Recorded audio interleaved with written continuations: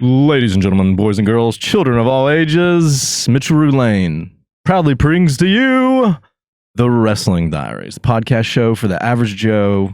Back at it again. Check us out on Spotify, Apple Podcasts, Google Podcasts, Pocket Cast, Radio Public, and a couple others that we're on. For the audio content, leave us a review. We'd really appreciate that. For the video content, go to YouTube, like, share, comment, and subscribe. Hit the notification bell. Bing, somewhere, wherever my finger points. For more content, we release once a week. And today, I have a really cool guest, JD Conley. What's up, Mitchell? That's a great intro, man. When you see or listen to your show after this, you'll see why I do that. I announce people like that because Matt puts in an audience reaction. Oh, fantastic! And who's to say there's not an audience here? Right, you're the second. I think Michael said the same thing. Right, maybe I'm just pulling the wool over people's eyes. That's right. You have to schedule to be on the Wrestling Diaries, and you can find out if we have a live studio audience. There has to be some trickery to this. But obviously people call this, or I call this, the Wrestling Diaries. So people's first inkling is this is about professional wrestling. Did you get that when you heard about the show? Yeah, I had to sort of explain it to a few folks. I said, as much history as I have with WWE back in the 80s and 70s, Tojo Yamamoto, I knew a lot about wrestling. So, yeah, but it's not about that. Right. Me and Matt over here, we grew up on professional wrestling. So I would be lying if I said that partially the name inspired wasn't from like professional wrestling. It was. It's a nod. But yeah, there you go. It's a nice little nod. Yeah. It's funny when Michael was going to come on the show and he was texting me about it because he was a referral from another person that was on the show. And he was like, oh, so what's the classic question I get every single time, which understandable. We're like, oh, what's your show about? What are we going to talk about? What's the deal? And I go, oh, well, obviously we're going to talk about Hulk Hogan and, Macho Man Randy Savage, because that's what, and then he knew it wasn't that. So he just responded with, ha, ha, ha, ha, ha. We could go there. If you wanted to. Sure. I'm a major sports fan. Really? So, yeah. Who's your teams? So because I grew up in a lot of different places, lived in a lot of different places, I was always more of a national team guy. Okay. But in the fact that today's Monday and Alabama's playing a national championship, let me just get that out of the way and say that I'm a huge Crimson Tide fan. Oh, Roll Tide. Roll Tide, roll. Roll Tide. Yeah. So, but I love the Yankees. It's not a very popular answer around here. Oh. Big Yikes. Yankees fan. And then I sort like of the Red Sox, bro. Oh, okay. We're enemies. All right, here we go. We can be frenemies and up until technically my favorite, my number one team is the Atlanta Braves, right? Because I live in the South. It's the typical stereotype. Yeah. It used to be the Cleveland Indians when I was a little boy. I had a jersey that my stepdad bought me when I was playing Little League. Yeah. But it just became the Braves through time. They won the series in '95. I was a little bitty guy. And congratulations, man! Right. What an awesome thing for them to win. I know. It really. I think people were really pulling for them. There was also that Houston sort of thing going on too, where people were against them as well. Yeah. Right. It was so much easier to pull for Atlanta at this point. Yeah. Well, they say that the Atlanta Braves is America's sweetheart baseball team. So there you go. They used to be the Boston Braves. How about that? TBS, when I was a kid, I watched a lot of Braves baseball. Ted Turner. Yep. Oh, yeah. So what about in like professional football or NBA? What do you follow those? Here's what I'd say is I've been less team oriented and more individual star oriented. Okay. So I follow in basketball. I really, really, really love LeBron James.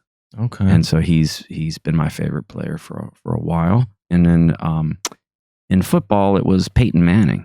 And and as much as I could not stand him when he played for Tennessee, I just sort of latched onto him. So I really pulled for players more than teams. Yeah. When I was a kid, now Dallas Cowboys, man, Dallas Cowboys. Yeah, that was America's team. Yeah, there you go. And as I got older, it was just much more obnoxious to pull for them.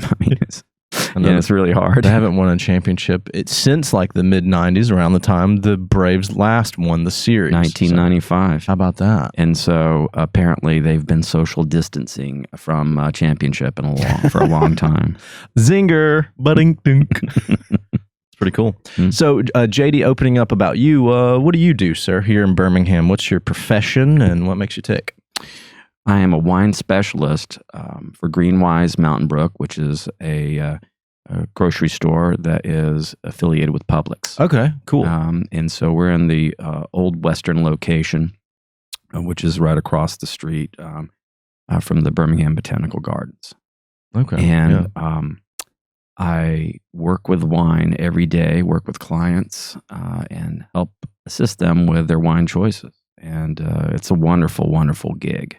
I mean, when you talk about jobs, I really look at this as a gig because it never feels like work. It always just feels like pure enjoyment. Wow, that's awesome. When I was in Colorado this past month, I was at like this, I guess, wine market that they have there, and I was getting like a Christmas present for somebody. And this one of the guys that worked there came up, and he was, we were asking him about different wines and stuff because we didn't know. We were trying to find something of good price, but also of good quality. And he was like, "Oh, actually, if you download this app, I think it's called Vino or something like that, and then you hold your phone camera to the bottle, and it like scans it, and then it gives you a synopsis of the wine, where it came from, how old it is, who produces it, blah blah blah blah blah." And I was like, "How convenient!" And so I downloaded that app, and if I go out for wine now, because I'm a connoisseur of wine in the sense that I'll just drink it. That's it. I don't know really much. I like a good cab and some Chardonnay and a couple Rieslings. I don't know. I don't really. You know much more than I do. I think you don't have to be a connoisseur to enjoy it. That's the whole thing. Is that you don't necessarily need to have connoisseurship of any particular hobby or enjoyment, and those are the things that we can enjoy in our day-to-day life. Wine, though, has this history of people being very passionate about it. Sure. So you have this inordinate amount of folks that don't care, and an inordinate amount of folks that do care, and then the rest of everybody else is sort of in the middle. So how well versed in wine are you? Like, you can name a lot of the brands and like. Yeah, it's with the experience that we have to have at that particular location. There are a lot of wine collectors, people that actually buy the wine and put it in their cellar, store it. People that come back and look for certain wineries, certain ages of wine, certain types of wine, very specific to certain regions in the world. So they would prefer that what you're talking about, and they can see that pretty clearly. Now, I will say this: I have a French background. Okay. And my mother's from Tunis, Tunisia.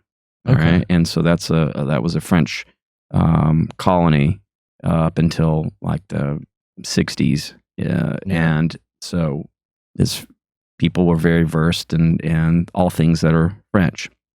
So I grew up with this idea that as a young kid that was part of what my connoisseurship would be, as wine. It was on the table. Okay. And I would sneak a drink here and there. Don't listen to that, Mom. But she probably offered it to me anyway. Oh, right. And so that was always a real big part of our life in terms of the acceptance. Didn't necessarily mean that everybody drank a lot of wine. It just was part of the acceptance that's part of the pleasure of being alive. Yeah, my grandfather was from France. My last name is Roulain. So, yep. Yeah. And so from that early time, I always paid attention to it. And then in 1987, I moved to California. Okay. And so when I was in California, I was in sort of a golden age was developing there. And I was actually underage, so I could not partake legally, but I would sort of pay attention to what everyone else was drinking around me. Was it San Fernando Valley? Is that where they have like a bunch of wineries and stuff out there? Actually, it's in Northern California. San Fernando Valley is where actually I lived. Oh, okay. But it's Napa Valley. Napa and Sonoma Valley. Well, I was thinking San Fernando. What's the anyway? I don't know why I was thinking that one. Even although I was in the southern part of California, wine was still a big deal even when I moved there. So that's how the process got going. Yeah. And then after I moved to Birmingham, there's a massive community of wine lovers here. Yes, there really is. Well-read and well-traveled. Yeah. Okay. It's like a culture. Yeah, it is. It's part of the culture. And so I was able to hang out with some folks that were of my age that were into it. And I just, kind of opened eyes and listened and started learning some things on my own. Nice. When this opportunity came up at Greenwise, I go, I really would like to do that. I hadn't really worked retail much in my life. But I thought, it's wine. Yeah. It's right up your alley. Yeah. And so I will say it's a lot harder than I thought it would be. Because there's so much information. You talk about the content in your head. There's constantly amount of information that I'm having to rely on every day, and a lot more than some of my previous gigs. So. Now, do you have a favorite type of wine, or is that just like an answer that No. doesn't exist? Because I absolutely do have a favorite type of wine. I am a absolute love Pinot Noir. Okay. Which Pinot Noir is called the Heartbreak Grape. The Heartbreak Grape. Why is that? Why is it called it's that? Because it's very, very hard to produce a wine from that grape. It's a very sensitive grape, very thin-skinned, and it's subject to too much heat or too much cold, and then you can't get really good production. You get very little production out of the grapes, say compared to Cabernet Sauvignon, which you can produce quite a bit on a yield basis. Pinot, you cannot. And so it goes along with the film Sideways. If you've ever seen that movie Sideways, that would be a great film for you to watch just because of the wine aspect of it. And in that film, the gentleman is into Pinot Noir. And so everything else is secondary. For me, I love all different types of wine, but in terms of my favorite, it's always going to be Pinot Noir. That could be Pinot Noir from the Burgundy region in France, or it can be Pinot Noir from California or Oregon. There's an area in Oregon called the Willamette Valley. And when you see it, it looks like it's Willamette. But when you go visit it, they'll say Willamette, damn it. That's the way that Willamette, damn it. That's how you know. And if I feel like that should be a T-shirt. Yes, absolutely. I'm sure it is. And so when you go to the store and you see a Pinot Noir and it says Willamette Valley, that is a superb region, maybe the best region in the United States for Pinot Noir. Okay, I have to make a what's it called again one more time? It's Pinot Noir. Yeah, Pinot Noir. And its characteristic is that it's a medium body. It can be it's not as heavy as... Well, I meant like, where's the best Pinot Noir to come from again? Willamette Valley. Willamette Valley. Yeah, Willamette, damn it. Willamette Valley. Yeah. And can you write that down, Matt? Willamette Valley. Let you just look it up. Just watch the video. I don't watch my own videos. You know this. I'm one of those guys. I'm one of those actors that doesn't watch themselves in their own movies. Willamette, damn it. Yeah. All right. So I'll try to remember that. So have you ever actually, being a connoisseur and a person that is, I guess, a wine artist in a way, I don't know if there's an actual technical name for that, but have you ever... Well, there actually is. It's called a sommelier. A sommelier. Yeah, you've probably heard of the term, shortened term, somm. Yes. Is this person a somm? Okay. Yeah, so sommelier. I thought it was some Italian thing. I didn't know. Yeah, no, that's actually French, and sommelier is like your guru of wine. Sommelier. Yeah, all and it has become a thing in this country. You know, at one time there weren't very many sommeliers, and it's become much the access to the information has really increased. So it's not just books. There's so many things that you can see on YouTube and other particular websites where you can learn about it. And so the somm is the person that's the key master of that information. Right? And the somm can work in many different environments. It can work at our store. We have an advanced Psalm, Rusty Worrell, who is my boss. And I don't know that I've met anybody in the planet that has as much knowledge as he does about wine. And that's in Birmingham, Alabama. Okay. And so he's an incredible resource for knowledge. But he is an advanced Psalm. The only, I guess, designation above that is called a master Psalm. And he's our master. But there's another designation. So in popular culture now, that's a big thing. Is are you a Psalm? Where do you work?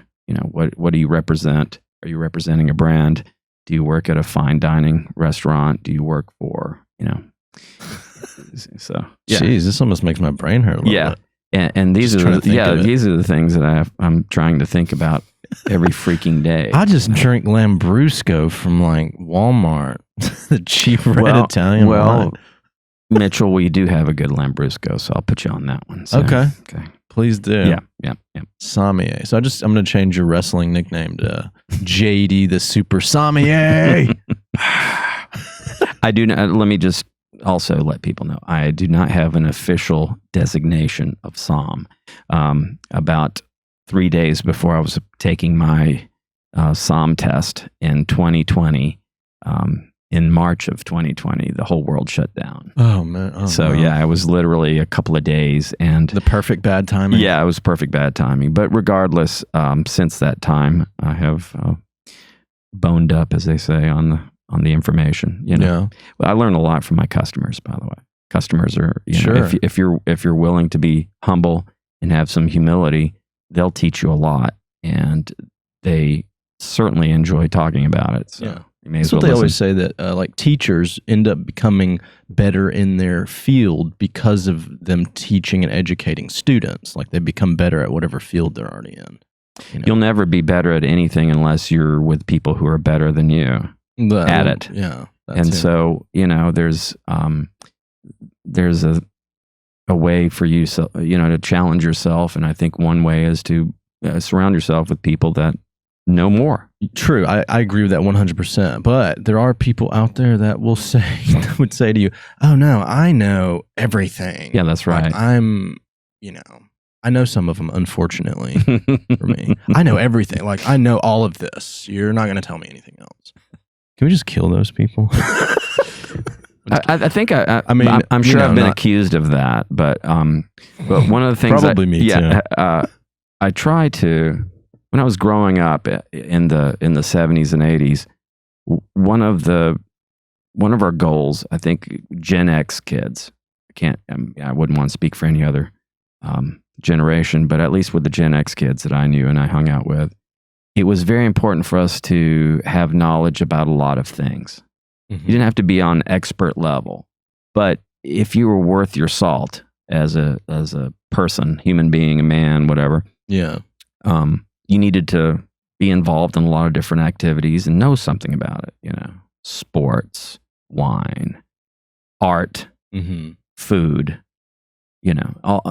if you weren't, then, you weren't cool enough. you ostracized. Yeah, exactly. Travel, architecture, all these things. Today we live more in specialization. People specialize in one thing. Right. Right. I can talk to you all day about how to do TikTok videos. I have a conversation with maybe somebody at our store could be like 24, 25. They ask me, what are the things that you do? What is it that you do besides wine? And I'll give an explanation and say, you're really a Renaissance person. I've always liked that term, Renaissance man or woman. I don't think that's the case, but I do think there used to be much more of a premium on being interested in a lot of things and having intellectual curiosity. Yeah. Right? And I've always been intellectually curious about how to do things and sort of getting better at them. Yeah, same here. Yeah, I feel like I'm a terrible millennial right now.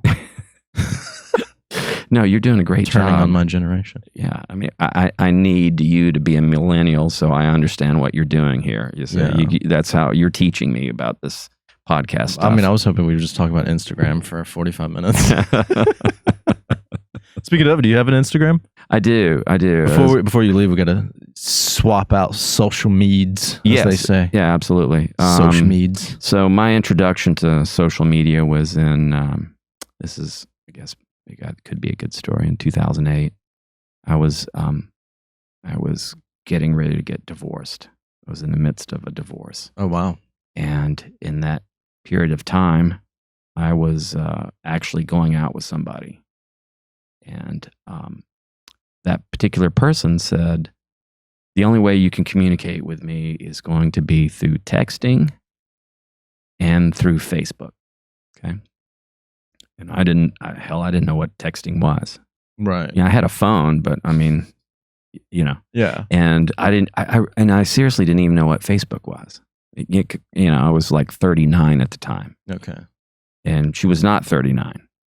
So she was a little bit younger and knew her way around these things. It was probably the best thing that ever happened to me in my life, because then I felt like I was getting into the real world. Right. Now that relationship never worked out.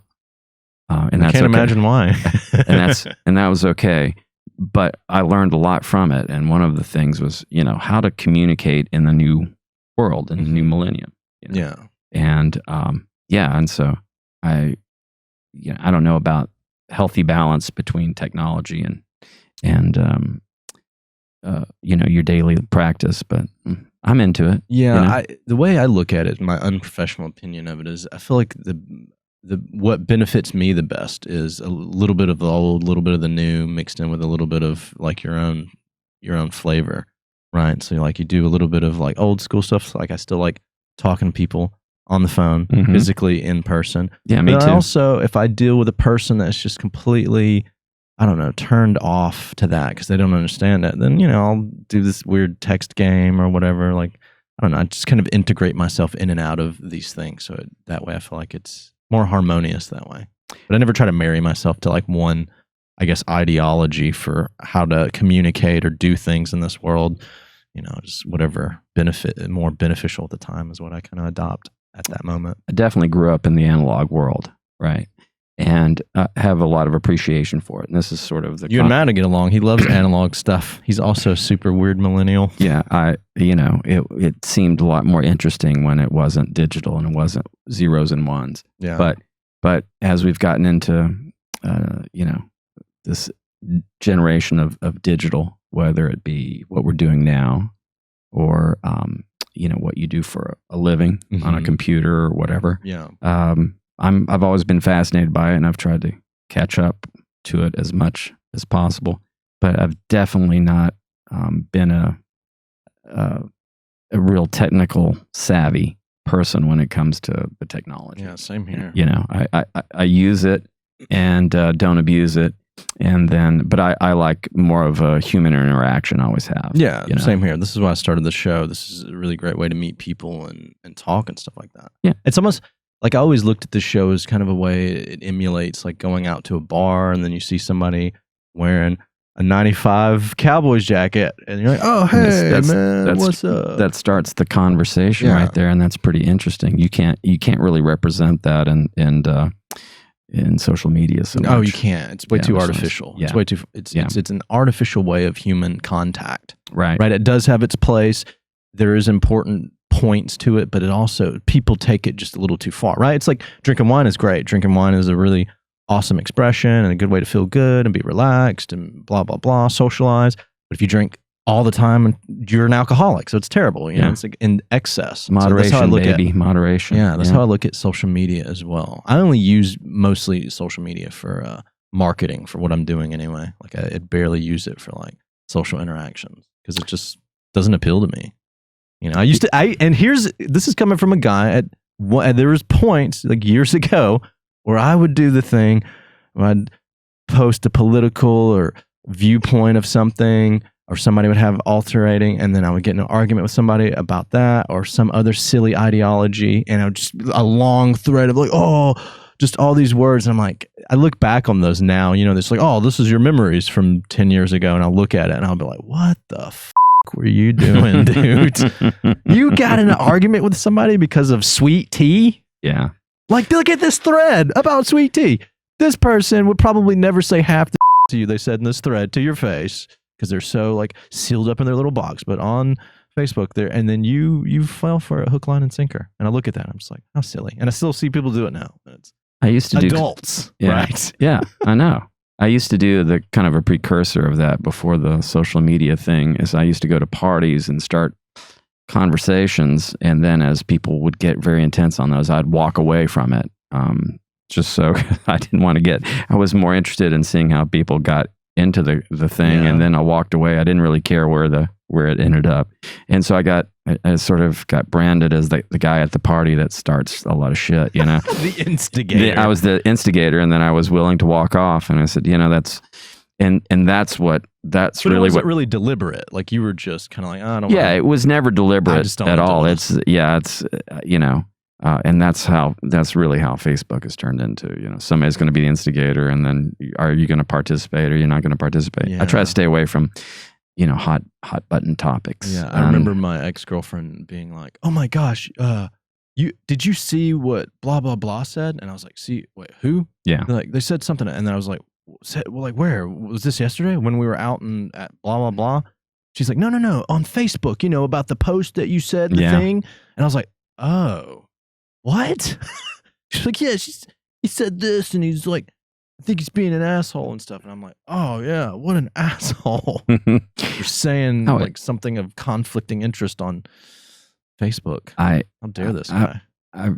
It's really funny how things have turned into like this. There's certain type of social media has turned things into a certain type of a norm, right? Mm-hmm. Like people will show, you know, pictures of their kids. And how they're connected with their pets, you know, and how now we're completely forbidden from making any comments, you know.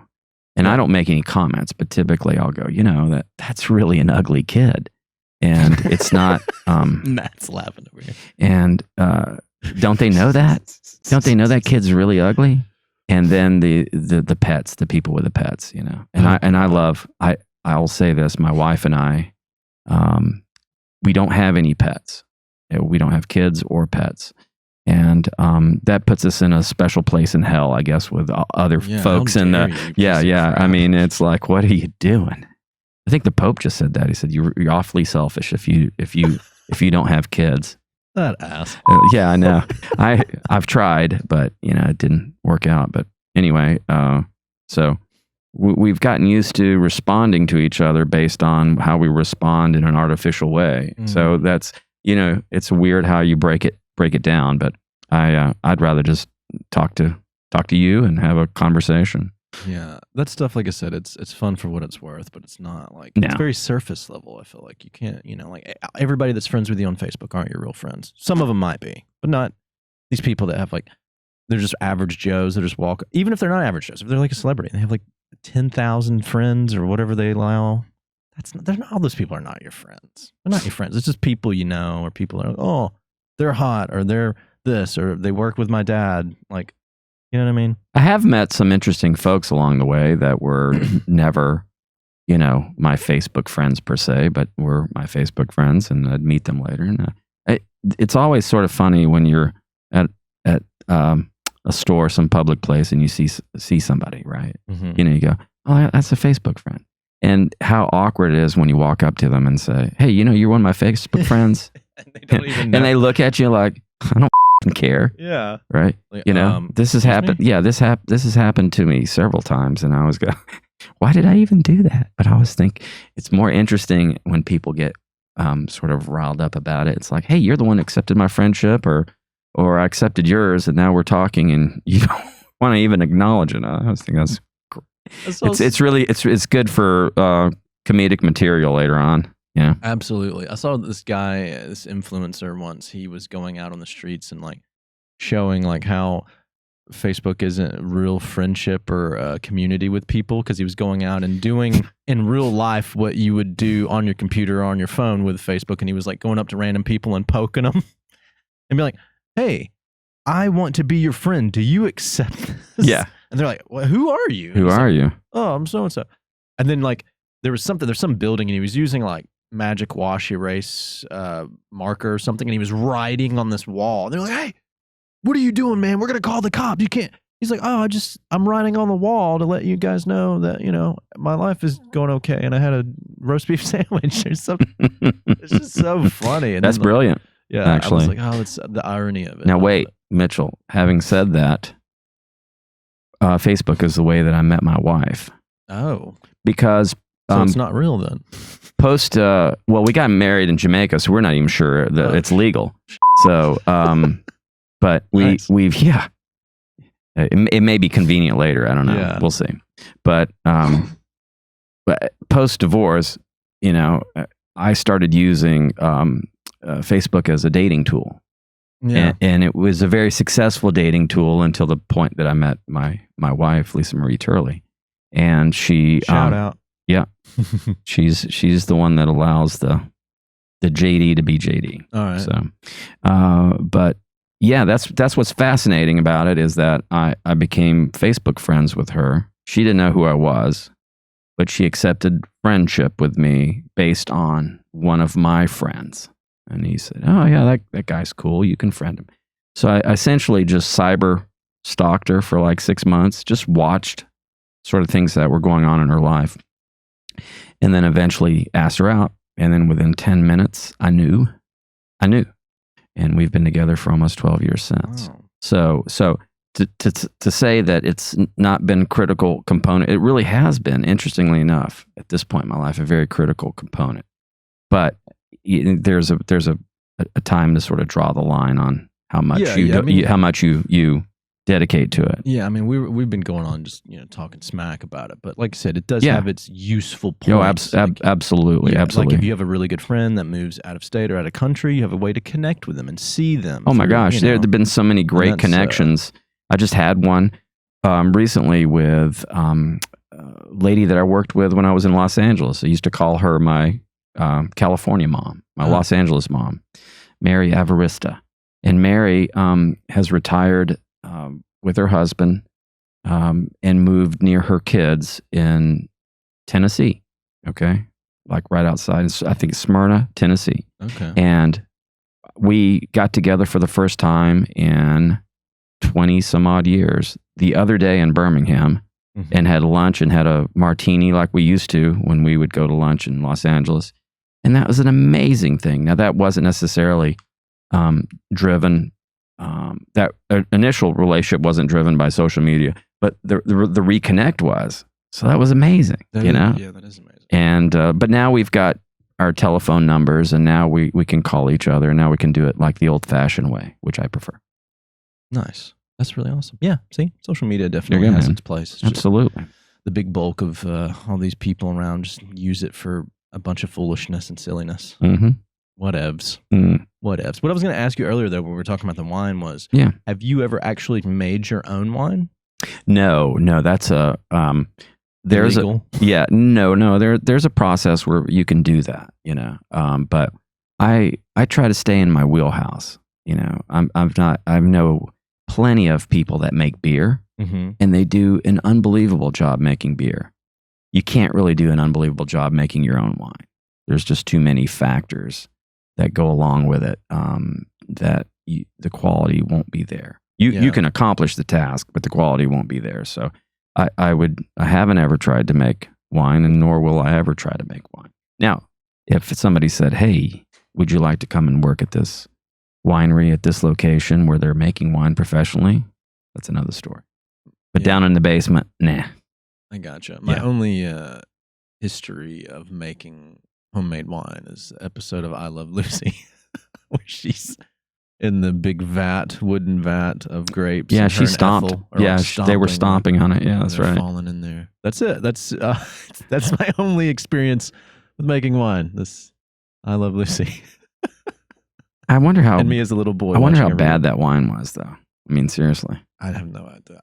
All they would have had to do, though, was put their faces on it, and it would have sold pretty well. Oh, sure. It could have not been fermented. It's still just like smashed up, pulpy grape juice. Yeah, of course. Selling for 150 bottles or $150 a bottle. Boom.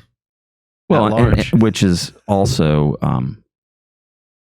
it leads into the celebrity wine thing that's been going on now for a long time. A lot of celebrities. I saw Snoop Dogg's wine in Colorado. Yeah. That's one of the reasons why we want to pull the app up, because I was making a joke. I was like, this has got to be good. If it's by Snoop Dogg, it's probably a bunch of cannabis in here or something. Cali Red. Yeah. Cali Red. Yeah, that's 19 Crimes.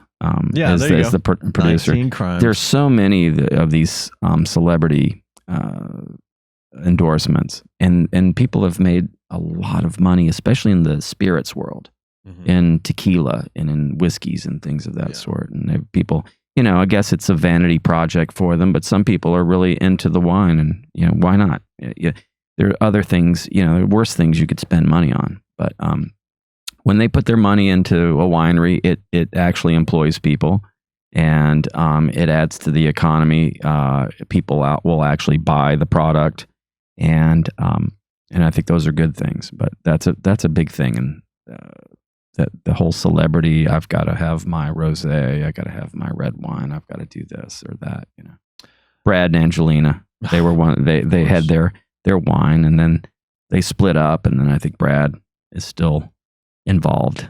So two things I wanted to clear up for myself, just to make sure I have, these are all guesses, educated guesses I've taken on when it comes to wine, but like having the wine and doing the little twirl thing in the glass. I was talking to somebody this on the last couple podcasts ago. Okay.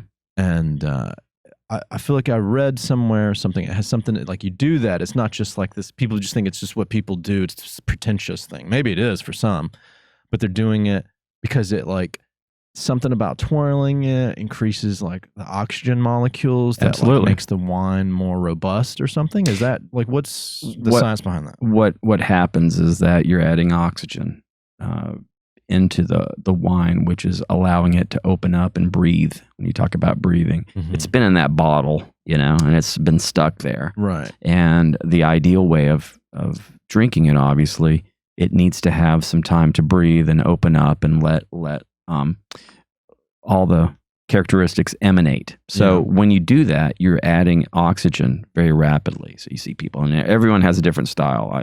I always feel a little bit clumsy the way that I do it. It's always like, but other people, like I slosh a lot, and being a supposed wine specialist, sloshing is faux pas.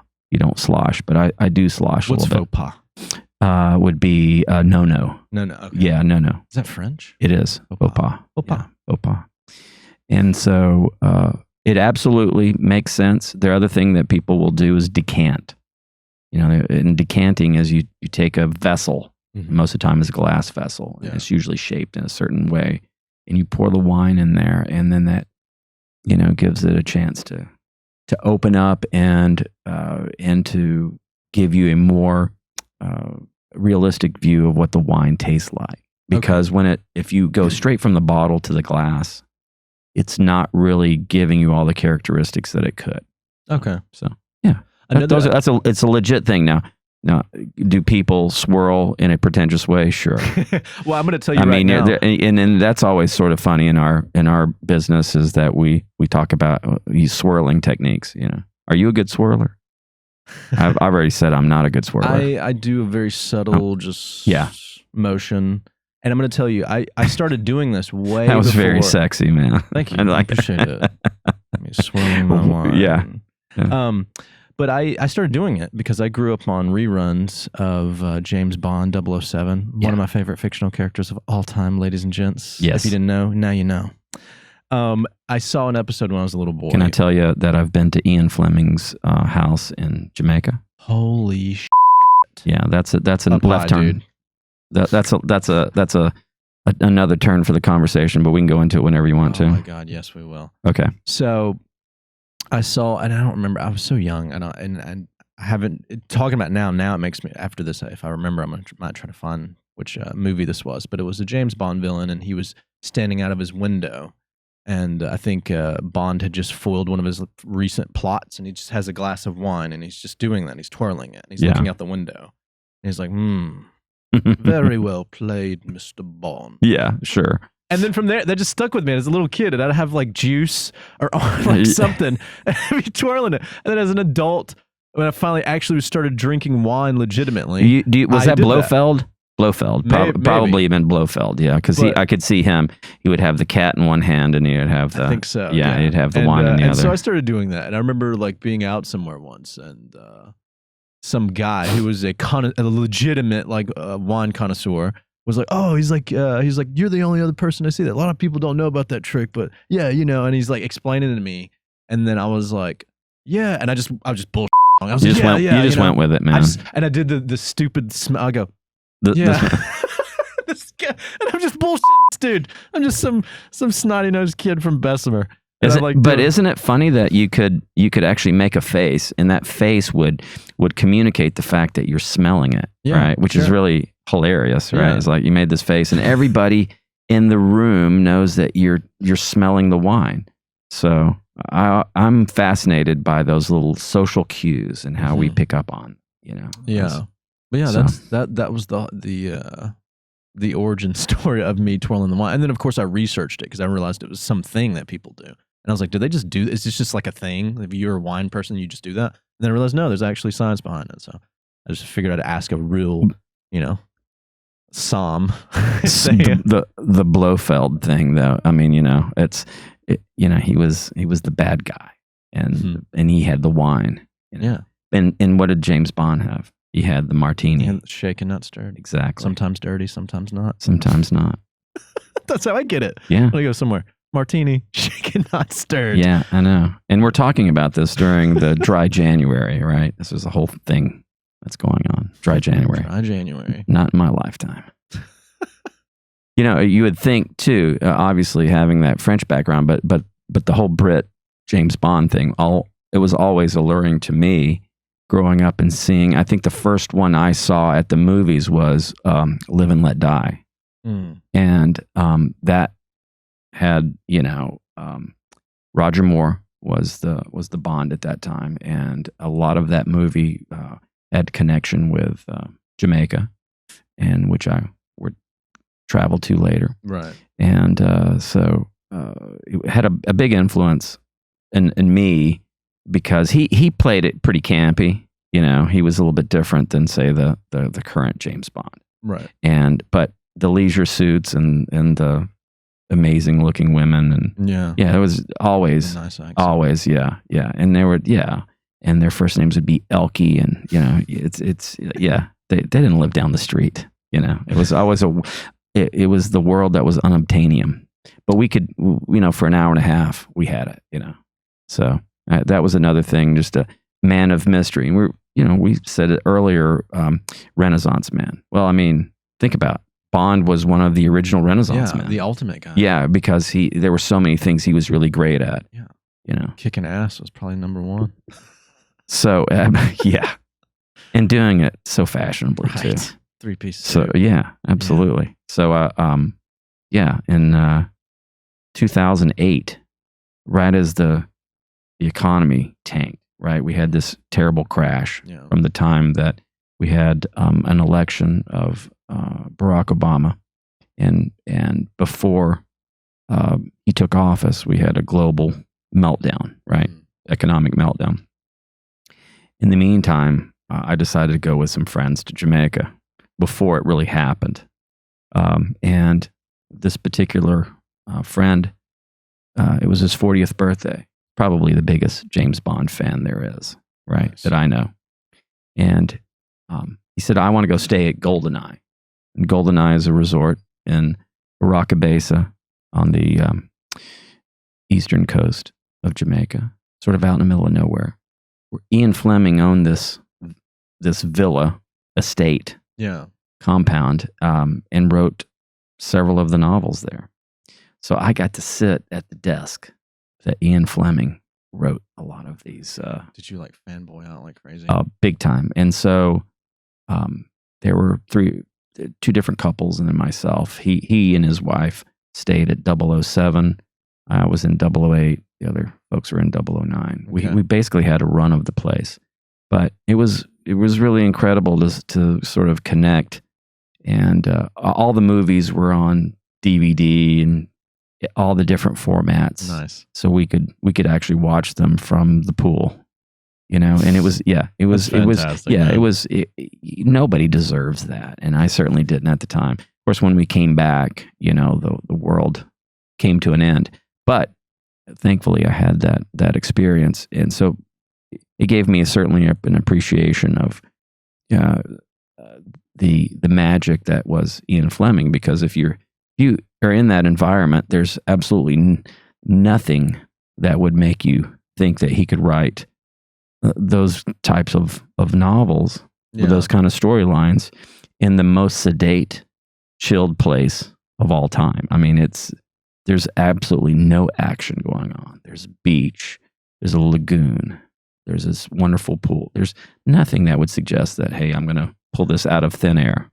Well, sometimes they say that when everything is calm and serene, that's the best time that your mind has the freedom to work in creation, like elaborate on things. And in his case, very violent things too. Yeah. It was serious, intense. Yeah. And intensity. And of course, the filmmakers helped bring that to life, maybe much more intently than what the written text was about. But yeah, that's cool that you're a Bond fan. I certainly am too. Yeah, I'm probably like the only younger person in my peer group that really appreciates James Bond. But it's also like, it's circumstantial. I grew up, my stepdad liked it. I grew up on a bunch of reruns, VHSs, and TV shows that were reruns, and from there. And then I grew up into the Pierce Brosnan era of the I guess the late 90s or whatever, and then of course Daniel Craig. Which, speaking of, I have not watched the final Bond with him, and I've been saving it for special occasions, so I need to do this at some point very soon. I have not seen it either, but I'm a big Daniel Craig fan in that role. Yeah, I think he did. I think really well. Casino Royale was really an amazing movie. One of the top 3 or 4 of the entire series. Yes, I think I haven't seen the last one. But so far, that one was my favorite one. It had a certain amount of grittiness and reality that the other ones have not had, and so he had that grizzled veteran look as opposed to polished painted toes. Yeah, you know what I mean? Right. You could see that he enjoyed the violence aspect of it. Yeah, plus the movie had everything you would want in a James Bond film. The action, the mystique, the sexiness, They actually made a very long poker game seem interesting. Exactly. Yeah, that's almost impossible to do. I was like, wow, this is intense. And like they're like looking at each other, and the guy across from the table is weeping blood and everything. I mean, it's just such a good one. Freaking great. Gosh. And he gets in, he kills some guy in a stairwell and comes back, and he got drugged, and he had to, take the antidote from the Aston Martin, and he comes back and wins the poker game. I mean, that's the shizzle. Yeah, that's the shizzle, my nizzle. Exactly. So I want to talk a little bit about this. You are also like an artist. You do like artwork and stuff, correct? I do not actually create the artwork. Okay. I've done everything in the fine art world other than actually create it. Okay. I've had pop-up galleries before. I've been a collector for 25 years of art. Wow. I have had friends that have been, artists. One of my creative outlets is that I'm a musician, right? So that's my way of communicating the creativity that's in my head. But as far as I play guitar, okay, and also I started on bass, and I can dabble in keyboards and drums too when I need to, but primarily guitar. Nice. And so what was interesting is when I met Michael Swan, I was actually a bit of a fanboy of him when he was in the band Wayne, right? And I recognized him from that. But we really became friends through the art connection.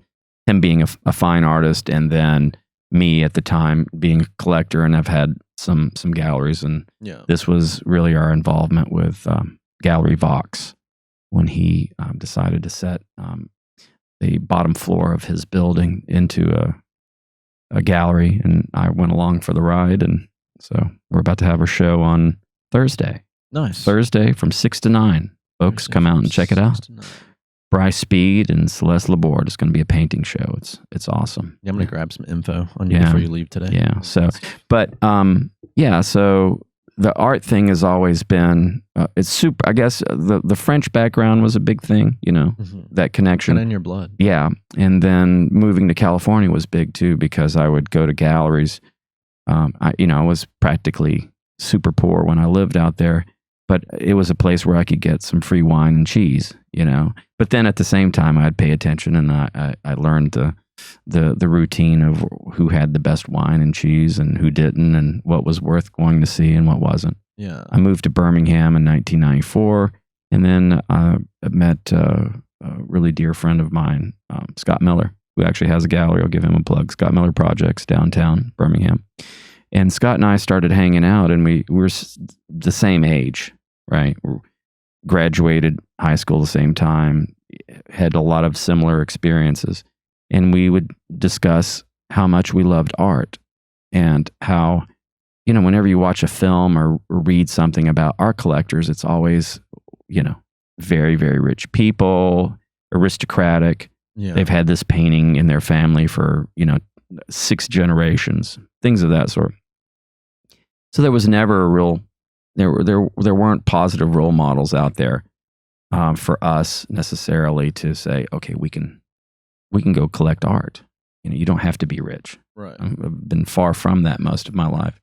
And he and I sort of teamed up and said, okay, why can't we do this? Why can't we collect art? Why can't we have that connection with art? And so that's really been my, I guess, most intimate connection with it, is as a collector, as somebody who will travel around the United States or around the world to go see it. Museums, galleries, installations, whatever. If it's been out there, I've tried to go see it.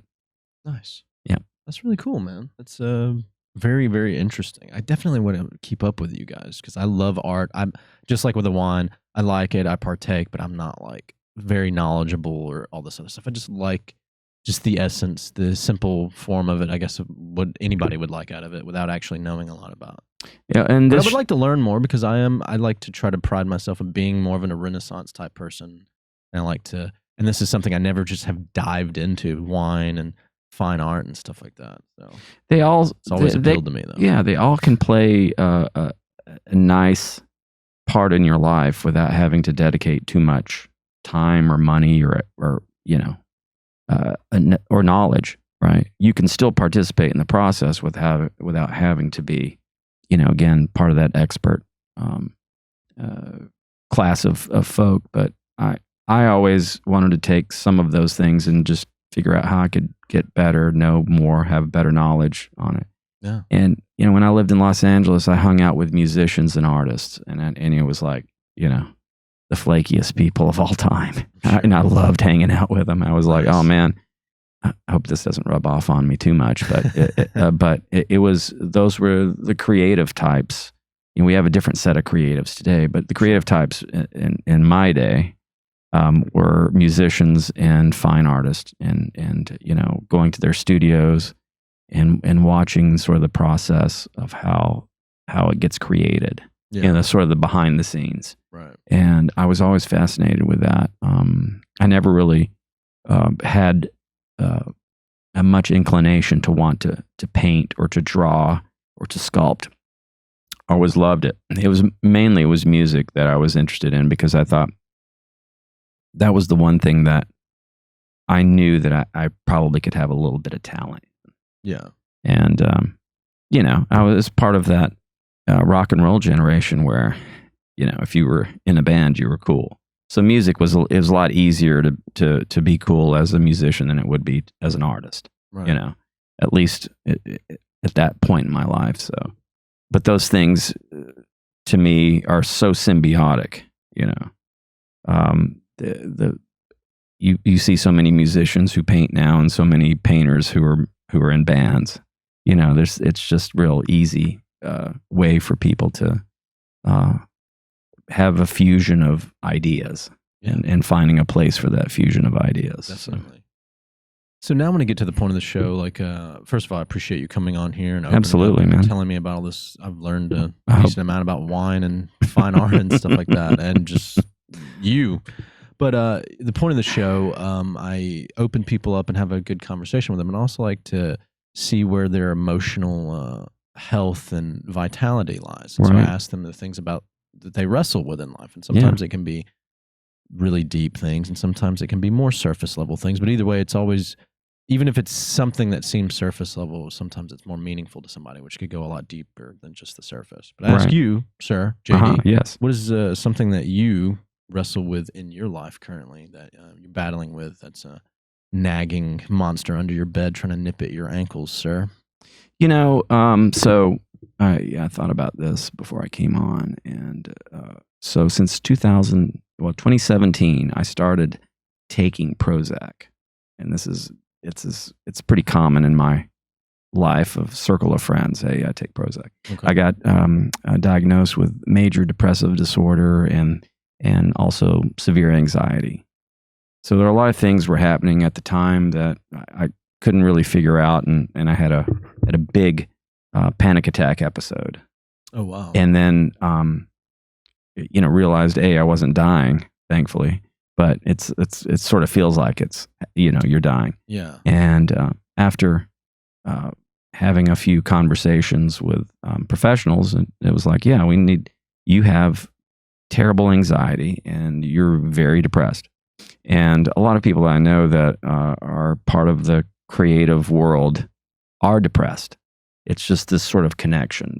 Why do you think that is?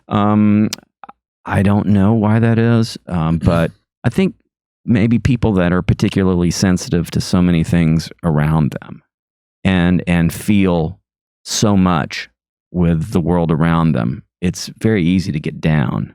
And then that down turns into a thing, after a period of time.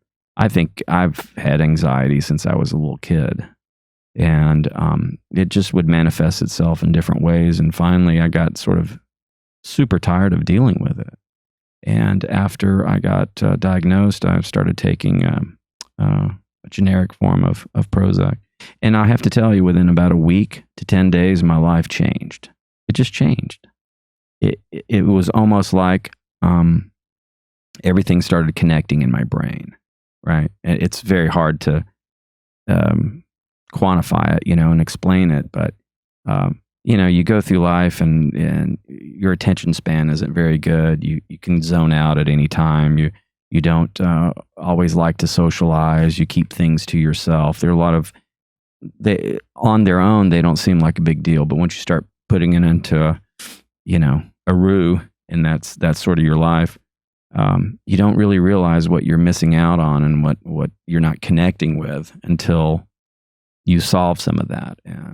And so the reason I mention it is because I don't know what I would be doing now if it wasn't for that. That's really allowed me to have another chapter of my life and a quality of life that I wouldn't have ever had. And I see people today, with a pandemic, economic uncertainty. One that's really big for me is environmental issues, global warming. Where are we going to be? What's really happening with the planet? Yeah. And I've always tried to be in tune with those kind of issues. And those are things that make me incredibly anxious. And I think it makes people very anxious because they go, well, aside from politics, aside from our social disagreements, aside from all the other things that we're dealing with, especially as Americans right now, what's going to happen to our planet? What's happening to our oceans? What's happening to our soil? Why is the weather so crazy all the time? And that's one thing that really makes me anxious, and things that I wrestle with all the time because it's been politicized. There are people who deny science. They're science deniers, and I've always trusted science because it's science is verifiable. Opinion is not. Right. And so we're in this weird just to be unbiased about it, unless there's a narrative attached to the science, and then sometimes people can twist it to fit the narrative if it not be true. Which in that case, it's just there's we're dealing with that with vaccines right now, whether you're pro-vaccine, be careful. pro-vaccines, Okay. anti-vax, or whatever the case may be. So yeah, everyone has a story and a narrative and something that they believe I know in. what you mean. I wasn't trying to. I'm just saying, like, speaking from somebody else's viewpoint, they would potentially petition that for what you were saying. But I'm right there with you too. Like like science is, if it's legitimate science and it's not being twisted or whatever. Like, it's viable. So it's like researchable. This is it. 1 + 1 is 2. Like that's that. There's no. And there's I don't know when it happened, but at some point in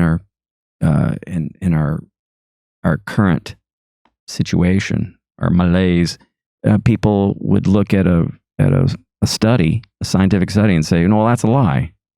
I guess everything could be a lie, right? Yeah. It's everything could not be believable. But so it also pays to research and study yourself. That's educate right. yourself. That's right. And of course, the more research you do about what's going on, environmentally on our planet, the more you'll get anxiety. Yeah. There's definitely, even if you don't research the science or the notes or the stats, if you're just a general intelligent person, then like, I'm not that old, but I remember being like a little boy, and like in the fall, it was pretty effing cold. And then the winter got even worse. There was it wasn't like 80 degrees. That's right. And then like late December with tornadoes. That wasn't a thing. And like, I still remember that. And that wasn't that long ago. Yeah. So something's definitely changed. Something's like weird going on. We're I think an imminent thing that's happening in Antarctica is a shelf of ice the size of Florida is about to break off. Jesus. So that's an environmental issue. Mm-hmm. Now, I don't really care about the debate on what caused it. I mean, I do, but I don't, because that's not really solving what we can do in the future. Yeah. You know what I mean? And so those are the things where I go, what kind of world are people going to leave their kids and their grandkids? If that's the thing. Yeah. And so that always gives me some anxiety. That keeps you up at night. That does. That worries me, because I'm like, what does it all matter if we don't have a planet to be on? A healthy planet to be on. So those are the things that worry me. I'm a little bit worried about Georgia and how well they're going to play against Alabama, but outside of that, yeah, that's just today. I won't worry about tomorrow. Georgia's definitely a favorite again in this game. So. Yeah, it's very odd, because they'll be the first team in playoff history where there'll be a number 3 team favored in both of their games. Mm-hmm. That's usually not the case. Yeah, right. But that's okay. Guess we'll find out. Yeah, we will find out, won't we? We will find out. So I've been asking this question a lot, and this one will get pretty personal. People can kind of dance around it too, but I like to ask people too now, like, what is one of the like saddest moments in infamy in your life that you recall, and what did you take away from it?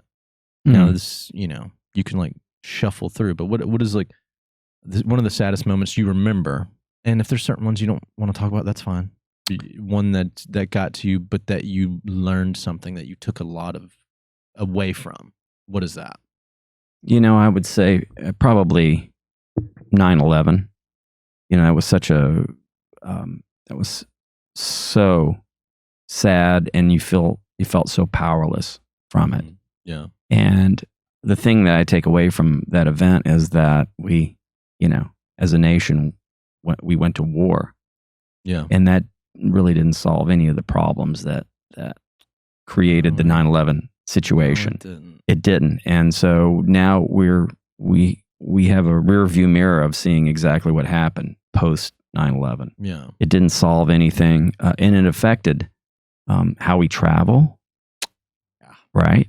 It affected security. It created a sense of paranoia. It changed a lot of things. It changed industry, the way industries would run. And so, I think those are all opportunities for us to learn from. And I've certainly learned that, it's not always a solution. The solutions that we get presented aren't always the right solutions.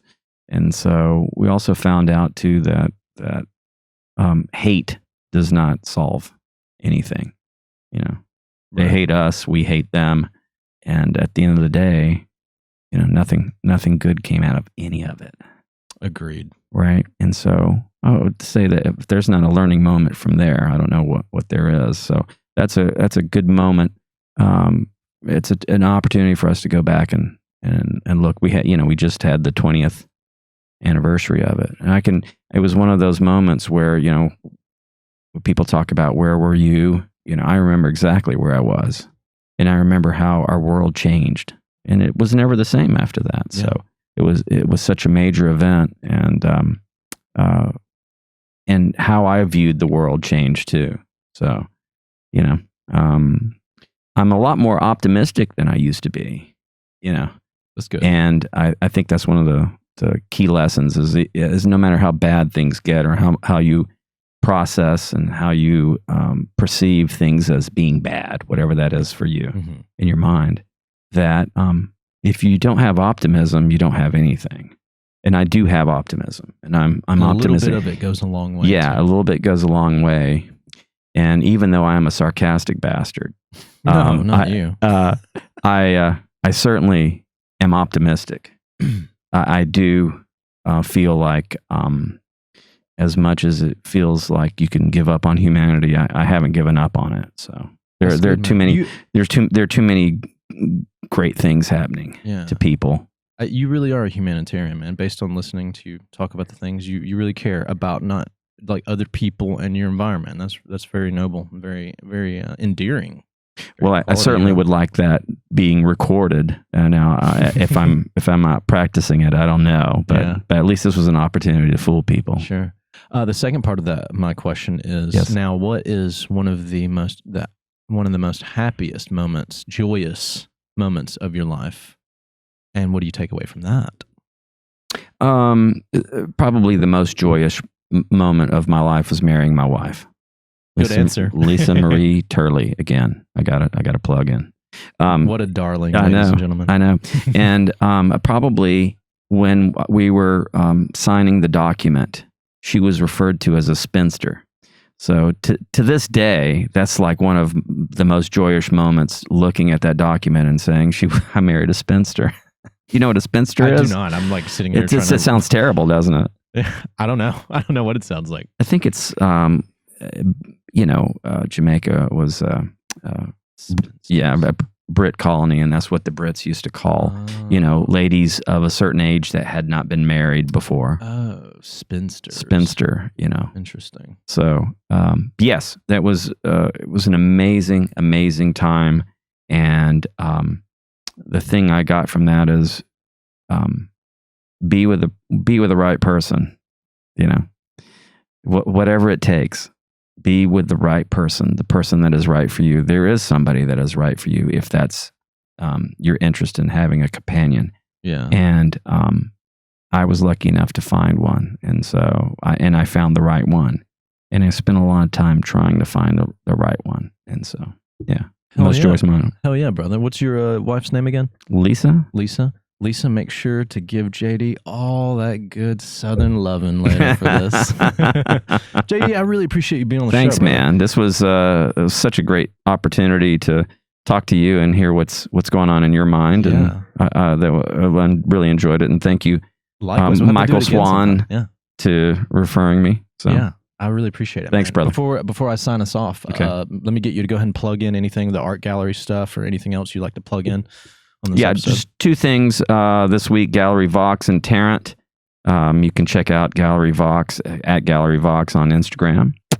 And we also have a Facebook page, Gallery Vox, all one word, VOX. And we have a show Thursday, January the 13th from 6 to 9. It will feature two artists, Bryce Speed and also Celeste Laborde. Bryce is a professor at University of Alabama, Roll Tide, and he will be showing new paintings, and they're pretty amazing. And so we're looking forward to that. And secondly, for all your wine and beer needs, come see me at Greenwise Market, JD Conley. I'll take care of you, man. Hell yeah, dude. Thanks again. Thanks, Mitchell. Appreciate it, guys. Bye. Ladies and folks, thank you for tuning in for this episode of the Wrestling Diaries. I had Mr. JD on here talking about wine and art and social media and all kinds of things. Check us out on Spotify, Google Podcast, Apple Podcast, Radio Public, and a host of other ones that have audio podcast. Follow us, leave us a review. We very much appreciate it. It helps us show up more in algorithms for people looking for content to consume. Also, for the video content, go to YouTube, like, share, comment, subscribe, hit the notification bell for more content. Also, if you're in the local Birmingham area and you need marketing for business or a brand or something, check out Electromagnetic Marketing. They're based out of Birmingham. They're really awesome. They're helping this podcast out. And yeah, check them out. They're really good. The president, Scott Elliott, is a friend of mine. So yeah, do that. Today's episode, I feel like I could summarize it in one word. Basically, if I'm just going by the stuff that we talked about in the wrestling, what does he wrestle with gimmick? And it's empathy. He's not wrestling with empathy, but the concept of having empathy and wrestling with having more of it. Like, this is a rare occasion where I have a guest where the things that they wrestle with that bother them, that give them anxiety, that they fight with, is not necessarily something that's just specifically to themselves, but he wrestles with caring about other people and the environment and stuff like that. And that's very, very noble and very selfless. Obviously, we wrestle with things ourselves more internally. That doesn't make us selfish, but it's also interesting to see people wrestle with things that are outside of themselves. And that's, I don't know, what does that mean to you? I know it really kind of makes me kind of like rethink things about like always worrying about my own problems, and maybe I should worry about problems that exist that would affect me and other people as well. So that's really a big thing. And like I said, he's a rare guest that actually wrestles with something that's outside of himself. Not fully, obviously, he wrestled with other things he talked about with his depression issues and taking Prozac and stuff. But yeah, what does that look like for you? Do you wrestle with the burdens, the heavy crosses of others besides just the ones that you carry? And if you do, how do you deal with that? More food for thought, something for you to sleep on, think about, pray about, meditate on, whatever you do. I hope you enjoyed this episode of the Wrestling Diaries. I know I did. Check JD out and his wine and his art and all this other stuff. And thank you for tuning in for another episode. What do you wrestle with and how can you beat it? One love.